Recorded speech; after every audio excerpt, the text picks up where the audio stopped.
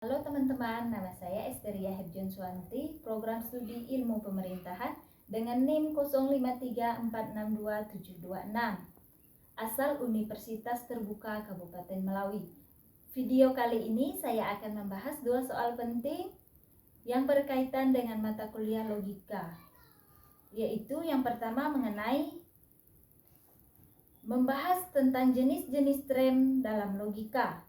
Yang kedua, bentuk sesat pikir atau logika valensi. Pembahasan yang pertama, jenis-jenis tram dan contohnya. Dalam logika, kita mengenal istilah tram atau istilah.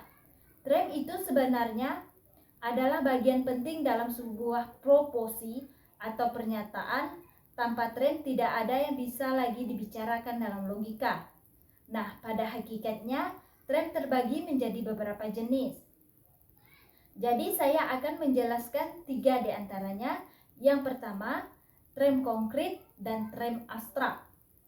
Tram konkret merujuk pada suatu yang bisa dilihat atau bisa dirasakan secara fisik, contohnya meja, manusia, dan pohon.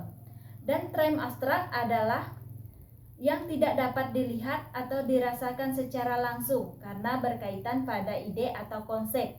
Contohnya keadilan, kebahagiaan, dan cinta. Yang kedua, tram umum dan tram khusus. Tram umum mengacu pada kelompok atau kelas benda, contohnya kendaraan, hewan, dan buah. Dan tram khusus mengarah pada suatu bagian spesifik dari kelompok tersebut, contohnya ayam bertelur sebagai jenis hewan unggas dan motor repo sebagai kendaraan. Yang ketiga, tram positif dan tram negatif. Tram positif adalah istilah yang menyatakan sesuatu secara afirmatif, misalnya pahlawan, guru, dan buku. Dan tram negatif biasanya memakai kata negatif atau menyiratkan makna negatif, misalnya tidak adil atau penjahat. Untuk soal yang kedua, logika valensi atau sesat pikir dan cara menghindarinya.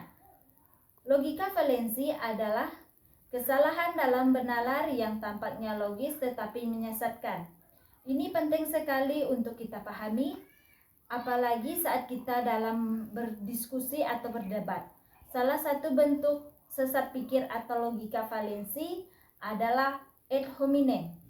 Ad hominem adalah ketika seseorang menolak argumen lawan dengan menyerang karakter atau pribadi lawan, bukan dengan menentang argumen itu sendiri. Contohnya, ketika seseorang mengatakan kita tidak bisa percaya pada argumennya karena baru lulus SMA, atau jangan dengarkan dia kan punya masalah hukum. Nah, untuk menghindari logika valensi, yang pertama, jangan menyerang karakter atau kredibilitas lawan bicara, tetapi fokus pada argumen yang mereka kemukakan. Yang kedua, jaga argumen Anda tetap relevan dengan topik yang sedang dibahas. Yang ketiga, hindari membuat argumen yang lebih luas tanpa bukti yang memadai. Yang keempat, pastikan bahwa bukti yang Anda punya akurat dan dapat diandalkan.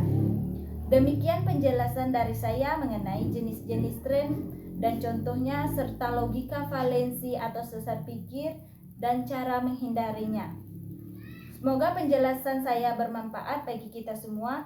Apabila ada kekurangan, mohon dikoreksi. Terima kasih.